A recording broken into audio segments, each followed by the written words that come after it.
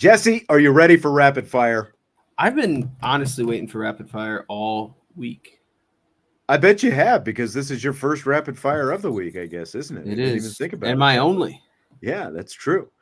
So Mike Denbrock, of course, coached at Texas A&M's Kyle Field when he was an assistant coach at LSU. And here is what Denbrock had to say about playing at Kyle Field. Hornet's nest. I mean, it is loud, chaotic, warm, I think someone brought up. All those things are true. And it's a very, very difficult, hostile place to function, especially as the visiting team on the offensive side of the ball. So we're going to have to, and we've already done this, worked on different cadences and snap counts and things like that to make sure we're clued in. We're going to have to be careful about maybe how much motion and shifting and different things that we build within the game plan, because you can't hear. I mean, and it's hard. Communication is hard. And I think the work we've done with a good doctor about focusing and blocking out the noise, if you will, literally the noise at Kyle Field is going to be a huge factor in how we perform. And, and I think some of that too is, the confidence and calmness that we can walk into that stadium with as a program, and that comes from being successful on the practice field and building that trust in one another and the confidence in one another. Now, as we said, it is noteworthy that with 9 games to go, there is now rain in the forecast for the 31st when Notre Dame and Texas A&M play at Kyle Field. So, which is going to be the bigger factor, do you think, next week? The heat / maybe rain, or the crowd? What do you think? I would have to say that I think the bigger factor will be the crowd, because of a lot of what Denbrock was talking about. With the loud crowd, you might have to start changing up your cadences. You run into potential, false start penalties. You might not want to get into as much motion. You know what I mean? Because you'll be afraid guys aren't going to hit their kind of landmarks and maybe be delayed or, too fast or when they're starting and ending their motion. So at the end of the day, I think that a loud environment has more of an impact on your overall, success or function of the offense. The heat is what it is. It's just going to be hot, potentially rainy or wet. But again, the crowd kind of can dictate, how you operate your offense to more of a degree. A lot of the crowd thing is also dictated by how quickly the road team can punch and if you can get on top and make something happen. I keep going back to all that buildup before Virginia Tech and Enter Sandman and all that stuff. And all it took was a big early touchdown. And even like the second time they went there, Notre Dame, like the game was closer, but like in both cases, the crowd wasn't that much of a factor. So, I don't know with A&M, is it just like that song and the entrance particular? like it does sound like, and I talked to Carter Carls, who covers Texas A&M earlier this summer. He talked about how like when the fans, like when they start doing their kind of up and down, bouncing around and stuff like that, the stadium literally starts rocking as well. So I do think, especially if you've got rookie offensive linemen who are out there, you're bound to have a false start or two. They are going to go with the clap count, it looks like. I'll be curious to see how much they stick with that clap count and what that does. But the louder it stays, I do think the crowd is going to have a much bigger factor overall than the heat. I do think that Notre Dame will, from a nutrition, sports performance standpoint, they'll have them all properly hydrated and ready to go. It's obviously going to be hot, but I do like Notre Dame's depth, and I like their ability to deal with that. And as I've said before, as the game goes on, it'll still be humid out there, but it'll cool off 10 or 15 degrees, and like could end up being maybe a little bit of a blessing in disguise if, maybe there's some cloud cover and it's not just, sun beaten down even before the game and stuff like that. If there's a little bit of off and on rain, as long as as long as there's not lightning, like that's the last thing that we need. Yeah. Indy, Notre Dame for life, the Cowbells as well. That's a good call. That's part of it down there as well. You know, a lot of craziness. So yeah, I'm going with the crowd noise as well. I agree. So Marcus Freeman was asked the other day about Jayden Thomas, Notre Dame wide receiver, of course, comparing Riley Leonard to both Buffalo Bills quarterback Josh Allen with the speed of Baltimore Ravens quarterback Lamar Jackson. Here's what Freeman said to that. Man, I'm no quarterback guru. JT's opinions is JT, but he's a physical, good-looking dude, man. I don't know how big Josh Allen is. I don't. And so I don't think he's Lamar Jackson, you know, the NFL MVP, but he's exactly what we need. So there's Marcus Freeman on it. I'm no quarterback guru. What do you think about the comparison, Jess?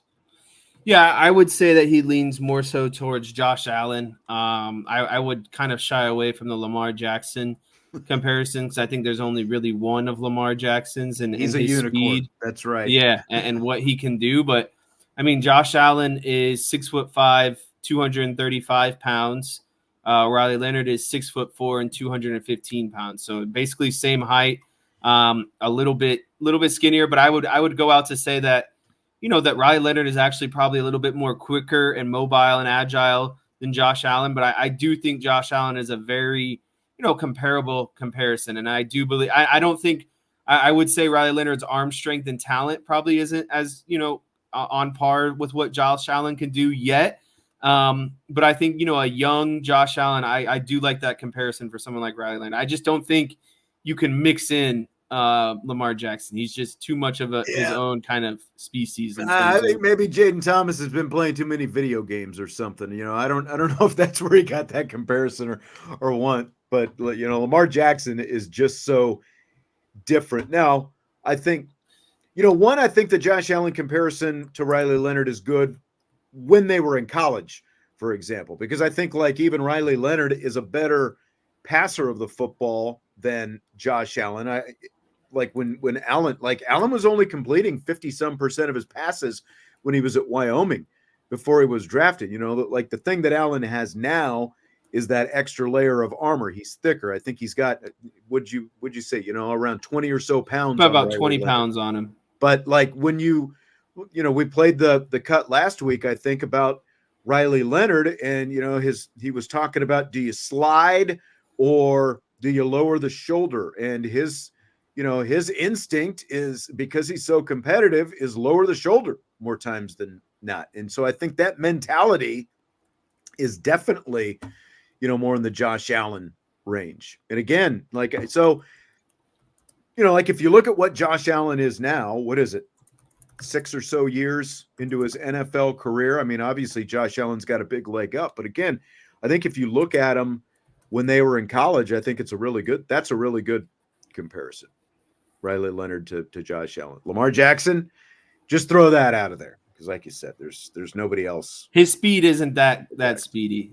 No, he's fast, but he's not that fast. Absolutely. And obviously Lamar Jackson, you know, just being so thin and everything too. I think that's the thing that's really surprised me is, you know, Lamar Jackson, for how small he is, really has never taken like a massive hit. Maybe it's just because he's so good and elusive that he just doesn't. No one can get a direct blow on him. Yeah, and you know, that was obviously the biggest worry with him because of the fact that he is so slight. You know, just from a physical standpoint, you know, the worry coming out of Louisville obviously was he a good enough passer to make it in the NFL? I think that he's proven that he's a good enough passer, at least for the regular season in the NFL, but got to prove it in the postseason. Now that's the next thing that he has to answer. Otherwise, I mean, you're just Dak Prescott, right? Losing playoff games. Fill in the blank. Notre Dame and Peacock, of course, recently announced the much anticipated streaming series, Here Come the Irish. It's going to air before and after the regular season. Jess, I haven't had a chance to ask you about this yet. The number one thing you want to see in that show is blank. The development of the offensive side of the ball. I think there's question marks literally at everywhere at the offensive line. You have a new quarterback coming in. You have a wide receiver room that is, you know, highly questioned, scrutinized, and even more so, like, yeah, we know the talent of Jeremiah Love, but he's not been a lead, running back. So it's like, to me, I want to see the integration of Mike Denbrock's philosophy with this young, with basically a young kind of inexperienced group on the offensive side of the ball. Like, I got a good idea what the defense is. Like, I've seen Al Golden. I know what he's about. I think defensively, I'd like to see, the development of those linebackers like Bowen, KVA, Sneed. But really, to me, it's got to be, the offensive side of the ball, because that's going to be the difference maker this season. Do you think far you're the actually going to offense see goes. any of that, though? Like, because I realize we didn't get a chance to talk to you about it, but they're going to show, like, next week, I think it's the 29th. So a week from today, they're going to drop the first 2 episodes. So that's all going to be, there'll be some training camp stuff in there, but it's basically 2 episodes for the entire off season. And then you're not going to get another episode again until after the regular season is over in early December. So, like, to me, I just want to see, because again, they've been calling it the quote unquote Hard Knocks type show. Like, I want to see the candid conversations, whether it's coaches with players or players and players, whatever it happens to be, mic them up during games. We've talked about some, like the video that they did during the Duke game and that comeback last year, whether it's that or just, like in the meeting rooms, wherever it happens to be, like real candid conversations, like give us a side of things that we haven't got to see before. That's what I want to see. Somebody said Marcus Freeman's workouts. He's already put out a video on that. He's got like a men's fitness video or something. Have you noticed how much more buff he looks this year than even last year? Oh yeah. Jacked up. He is definitely fit. But when these shows come around, I see what you're saying. You like to see kind of like the storylines and, like you said, kind of maybe the behind the scenes, kind of, breaking down of, kind of the strategic side of things, why they're deciding to do this or that, kind of game plan decisions, that sort of stuff. But to me, in those shows, I'm more of an X's and O's kind of guy. I want to see, how these guys are kind of developing into these positions and how the pieces fall into, the puzzle of Mike Denbrock's offense. Stymie says the wide receiver room, just in case there's juicy gossip from last year. I've got a feeling they're going to leave that kind of stuff. Yeah, they're not going to let that air. Yeah. I will be curious to see like what these first 2 episodes look like, though. Like how much is training camp? How much is spring practice? How much, like. I mean, there's definitely going to be an episode like a day in the life of a Notre Dame athlete, like going to class, going to practice, going to the, going to the meal, that'll be worked in there. Meal table, going to get treatment, just like that's everyone's favorite storyline, like what it takes to be a Notre Dame football player, essentially. I don't disagree with this, Rapid Nile Chihuahua. He says that's what I mean. I want the game stuff. Yes. At this point, tired of storylines. Give us the games. That's right. And that's, again, like these first 2 episodes, we're not going to get any actual game stuff. It's all going to be practice and, whatever they work in there. So, okay. So Dane Brugler from The Athletic released his preseason rankings for next year's NFL draft this week. Which is more surprising, that Benjamin Morrison comes in at number 11 on his draft prospect list, or that he doesn't have Riley Leonard anywhere in his top 50? I think that the more surprising thing would be Benjamin Morrison at number 11. I've seen a lot of preseason. I've been following some of the preseason ranking stuff. They had, Riley Leonard at right around 80 on ESPN's list, like a couple of weeks ago. Just to be honest with you, I think that there are just more hyped up, more overall right now talented quarterbacks than Riley Leonard. And I'm not saying Riley Leonard can't get there, but the injury last season didn't help him at all. I think he's kind of become an afterthought in a lot of people's minds, but I think he has the potential to climb the most or make up the most ground. Let me throw this at you, because I'm more surprised by the Riley Leonard because of this. So not only is Leonard not in the top 50, Connor Weigman, Texas A&M quarterback, number 24 on this list. That's very surprising. And again, referencing the list I just told you about, they had Riley Leonard and Weigman back to back. And so last year's list? No, this year's ESPN list. Oh, the ESPN list. Okay. Yeah, the one that I was kind of seeing a couple of weeks ago. So that is the more surprising thing to me, because Riley Leonard has a track record, and he was on a lot of people's big boards before, draft mock boards before he got hurt. I've never heard of Connor Weigman before. The guy doesn't even have a full season as a starting quarterback, right? Right. He's played in 9 games in 2 years. We're going off talent alone and projection. And I think that Riley Leonard has still proven more as long as he can be reliable and stay healthy. And again, I think that's the thing that's on everyone's mind is the injury. Can he stay healthy? And I think that's ultimately what's holding him back. So if he has a healthy season and goes on and, does what we think he's going to this season, I do believe he's going to be one of the highest climbers by the end of the season. It also surprises me, though, because Weigman broke his foot last year, so like he's dealing with an injury as well. Like Riley Leonard is no more injury prone than Connor Weigman. And it surprises me that they've got him this high on the list, and I know that wasn't the question, but like the fact that they've got Weigman this high and Leonard isn't on the list, because you go back to a year ago at this time and Dane Brugler had Riley Leonard on his list going into last season, so he thought very highly of him. So like has his opinion changed that much just because of Riley Leonard's injury? Like, was there something actually in his play that he saw before that's changed his mind? I would like to know that, because again, like Weigman's only played in 9 games and he dealt with an injury of his own last year. And like Andrew was saying about Benjamin Morrison, his only issue is tackling. And I mean, I think that you can probably say that about a ton of cornerbacks. Like the main thing with a cornerback is, can you defend the pass or not? Like tackling is kind of the last the last trait, really, right? Like the last thing that you're thinking about. You're more concerned, can he cover him to prevent a situation where he even has to make a tackle? Because like Dion, that was the thing that everybody knocked with him back in the day. Antoine saying Notre Dame Cowboys in or out. Marist Liufau starts week 1 versus Jeremiah Owusu-Koramoah and the Browns. I did start that earlier. Sorry, I was kind of doing some research on the back end there. This is 100% in. Marist is going to be Notre Dame's starter, the Cowboys starter at that linebacker position.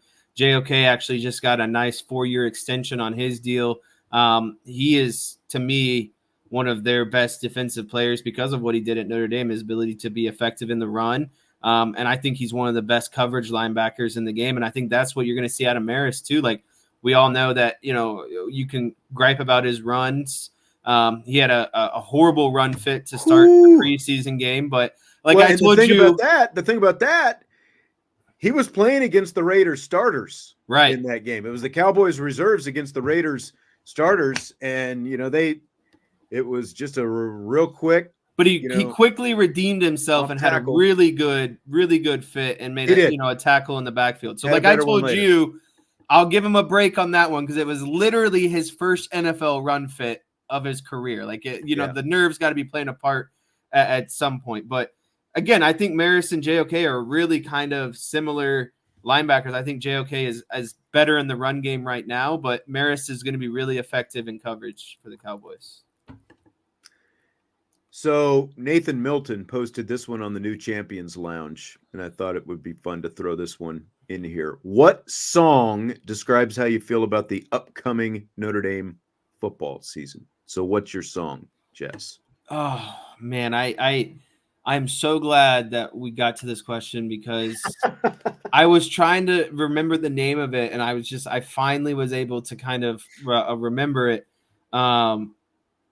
To me, it's DMX Rough Riders. Okay. Do you know what song that is? No, I don't. Well, I'll let you go. I'll Google it afterwards. Give me, I'm sure a lot of people probably don't know. There's probably some who do, some who don't. I just went with a Foo Fighters song, Break Out. like, because I think Notre Dame is going to have a lot of guys break out this year, and they're going to break out back to the playoffs. So that's what I went with. Breakout. DMX Rough Riders anthem. All right. Once you hear it, you'll know that you'll be like, oh, I know. I've heard this song. Do you think I've heard it before? You've definitely heard it. You just don't know the name of it. Right. Ryan says I used to be a Rough Rider. Yeah, like me and Teddy Roosevelt back in the day, we were down there in San Juan, storming the hill. Ryan Roll says living on a prayer. Oh man, so he's going a little doubt early on. Joe Allen. Joe went another Foo Fighters. He went and learned to fly by the Foo Fighters. Okay. Josh, what is that? Xennials? Exennials? What is that? I think he's talking about millennials now. Okay.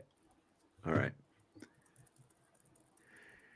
Okay, so Florida State's a 10.5-point favorite in their opener Saturday in Dublin against Georgia Tech. Who do you like with that spread? A lot of people have, Florida, the ACC coming down to Florida State or Miami. I don't know if I'm going to be bought in on Florida State being, this powerhouse this season. I actually believe, Georgia Tech is actually going to be, better and kind of maybe not a dark horse, but definitely a team that I think is going to be better than what a lot of people are giving them credit for. And I know a lot of people actually think that Georgia Tech game down in Atlanta is going to be, kind of a potential trap game for Notre Dame even. So, I think Georgia Tech is going to be a solid team this year. I think they'll put up a fight in a lot of games. With that being said, I don't, with everything that's going on, I don't like Florida State in 11.5. So I'll have to go with Georgia Tech to cover that spread. I agree. They were horrible defensively last year. They ranked 131st in defense, but I've talked about Haynes King. He led the ACC with 27 touchdown passes last year. He ran for 7. He's few too many interceptions. He's going to have to figure that out. But I mean, they returned basically all of the offense from last year. So I like Florida State to win this game, but Georgia Tech getting those 10.5 points, I will take that and run with it. Yes. So DraftKings has a college football playoff boost special right now. You can pick a 4-team parlay of 4 teams that you think will make it to the playoff this year. Jesse told me about this one. So who are your 4 teams that you're going with? Yeah, so I just pulled up the list. I think this is really fun because, again, for $10, because that's a lot of DraftKings they limit how much you can bet on these boost type things. So this is a $10 max. I think it's pretty fun. You put together 4 teams that you think are going to make the playoffs. I went with 2 easy ones, Ohio State and Georgia. I think those teams are definitely, in my opinion, some of the locks. I put Notre Dame in there because I do believe they'll find a way into the playoffs, whether that's a 5 seed or maybe even down all the way down to a 10 seed. But to spice things up a little bit, it came down to me of LSU or Clemson. A lot of like the kind of the third teams, I guess, quote unquote third teams, you could say, a lot like Ole Miss and Alabama are ahead of LSU. And then in the ACC, Florida State is ahead of them. And maybe even, I don't see Miami. I don't think I scrolled down far enough, but to wrap it up, my 4 teams are Ohio State, Georgia, Notre Dame. And I'm going to go Clemson. I think Clemson's going to kind of redeem themselves this year. I think a lot of people are going to overlook them in the ACC. I think Dabo Swinney had a bad taste left in his mouth last season. I think a lot of people kind of criticize him, question him. I think he's going to come back with a really solid bounce back season and kind of remind everyone of, I am Dabo Swinney and I am, I know what I'm doing here. So those are my 4 teams. I can't decide between Florida State and Clemson in the ACC, so I left them out of mine. I've got 3 teams that are the same as yours, though. I've got Georgia, Ohio State, and Notre Dame. And my 4th team is one of the newest teams to the Big 12. I went with the Utah Utes. I feel like they're getting pretty overlooked in that move. Don't they have like a 7th-year quarterback as well? Yeah, they do. Cam Rising. Cam Rising, yes. Thank you. His name was like slipping my brain there. I forgot about them too because they are a team that I've seen a lot of people's, playoff predictions, and they do have Utah and the Big 12. That's a good, it's a Power 4 conference, so they're going to get someone in there. So I do think that, you know, if you think that Utah's the best of the Big 12, I think that's a really good decision. Yep. So the Mike Tyson Jake Paul fight is back on. Did you see this news? I did not, but I was honestly thinking the other day, I was like, isn't this fight supposed to happen by now? Because I saw something, I saw a video of Mike Tyson. Right. So it was supposed to take place last month in July at Jerry World in Arlington, Texas, but Tyson, it had to be postponed because he got nauseous and dizzy while he was on a flight back in May. So it got postponed. I think they might have looked for, you know, like a different opponent, but they couldn't find one. But it's back on now. It's going to take place in the middle of November. Still going to be there in Arlington. Scale of 1 to 10. What's your excitement level for this? You know, I might be in the minority on this. I'm not going to say it's a 10 out of 10, but it's definitely in the range of an 8 or 9. I never got to see Mike Tyson really fight in the heyday, right? So to me, it'd be really fun to see him. I know it's not the same, but I've watched podcasts with him. I've watched interviews with him. The dude is still crazy in the head. Like, he still has a fighter's mentality. He's going to go out there and try to kill someone. So I want to see that. Like, again, I know it's not going to be prime Mike Tyson, but to at least see him, you know, live fighting someone is great. And then you throw in the combination that he could potentially knock out someone like Jake Paul, you know, complete, you know, you could use a lot of words in this situation. I just not a fan of him. And so, you know, again, you throw in the potential of him knocking out someone that is so cocky and arrogant like Jake Paul. I'm 100% in on this. I'm 100% with you as well. So it is 9. I don't know what day of the week. Let me see if I can find it here real quick. I think it's November 15th. So that is going to be like Tyson isn't going to Friday night. I like that. It's a Friday night. He's not going to take this lightly. You know what I mean? Like, he is going to the preparation that he is going to put into this. And like I said, like, I know his mental, just like he was just talking about, he studies the art of war and different war tactics. And like, he still thinks about this stuff. It's not something that he's just going out there to do for fun. He is going to go out there and try to rip off Jake Paul's head. Yes. And I just, you know, I miss, you know, like when I was, gosh, I even younger than you, basically, like, it was really when pay-per-views were kind of getting started. We would get the Tyson pay-per-views, you know, and we'd watch him, you know, fight, you know, Spinks and, you know, all these different guys. And, you know, the fights would typically last 90 seconds. It seemed like, you know, they didn't last very long because he would just pulverize guys out there.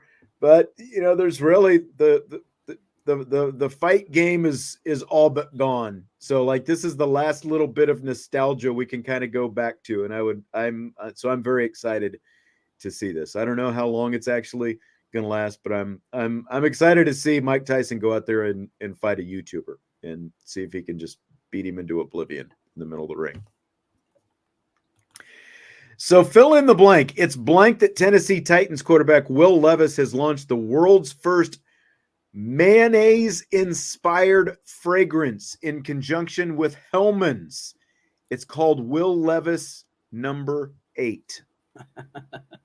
It's repulsive is what it is. I barely eat, you know, mayo as is. And I will not eat Miracle Whip mayo. I will not eat, you know, it's got to be real authentic mayo for me to eat it. And even then it's a stretch. Like, it's very far and few what I'll actually put mayo on. But I just, when you're talking about a fragrance or a cologne, like, I just thinking about mayo is repulsive. But I looked up, what do you think is like the main, they're calling it the main accord of the scent. Like, what do you think is like the main thing that you're going to smell in this cologne? I have no idea. Like, I'm thinking that, you know, like, dogs might like this, you know, like, so I'm looking it up right now. What is a mayonnaise-inspired fragrance going to smell like? So it says main accords. It's mainly vanilla, aromatic, powdery, fresh, and sweet. So like, are they just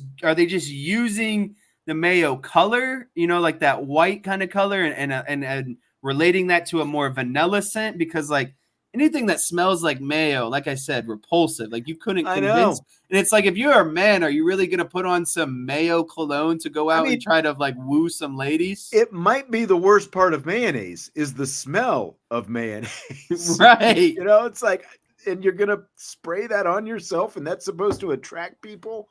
I don't know, man. I don't know. They said it's sold out though. It's sold out within, let Wow. me see here. Called Will Levis, number 8, Parfume de Mayonnaise. It's sold out within 90 minutes of it being released. Insane. They're actually like, we have a pretty good sample size. This is a Charles Barkley take right here. Those San Antonio women. Let's keep it nice. Let's keep it nice. But I just like, yeah, like, are you going to spray it on your turkey sandwich or what? Like, I don't get it, but I guess somebody's getting it. I don't know. Okay. It's sold out. Okay. I guess I'll have to, like, I wonder where they're selling it even, you know, like, can you go to Macy's? Are they going to have Parfum to Levis number 8? Mayo coffee creamer. Oh my gosh. That was his thing though at the draft. Remember, he like mixed in, he put mayonnaise in, I can't remember what it was. Is that where it came from? Like yes. The whole, like he was doing mayonnaise something? Yes, it came from the draft night, and I can't, or like maybe like right before leading up to the draft, there was just something that came out where he is just like overly obsessed with mayonnaise, and that he said at the combine that he merely added the condiment to his coffee as a joke, but I think it kind of went viral at that point. You could literally, I'll tell you this right now. Mayo is good in like 2 things, aiolis and like maybe a BLT sandwich. I've been actually, Naomi puts mayo on her burger, like mayo on one side of the bun and ketchup on the other. I tried it. It's actually pretty good. But like, again, you can't convince like a mayo or like maybe on like a deli sub sandwich. You know what I mean? That's where you could convince me. But I think anything out of a sandwich, I'm not doing a lot of things with mayo. Well, you know, in Amsterdam, they put their French fries in the mayonnaise. So they drown it in that stuff. I don't know.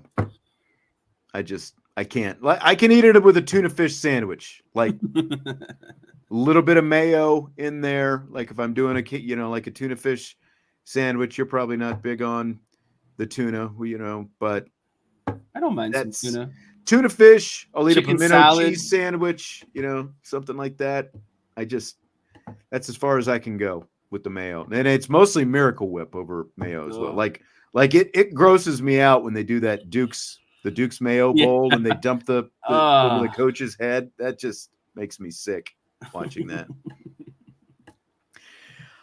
All right. Well, that's going to do it for tonight. Appreciate you being here. As always, a lot of great questions for We In, We Out that we had earlier tonight. Don't forget, you can always go to the Champions Lounge, subscribe to the Champions Lounge. If you're not already a subscriber with the season getting ready to start, trust me, you're going to want to have that. You're going to want to be there. Hit that like button before you leave. Have a good one, and we will talk to you next week. Game week is coming. IB Nation Sports Talk.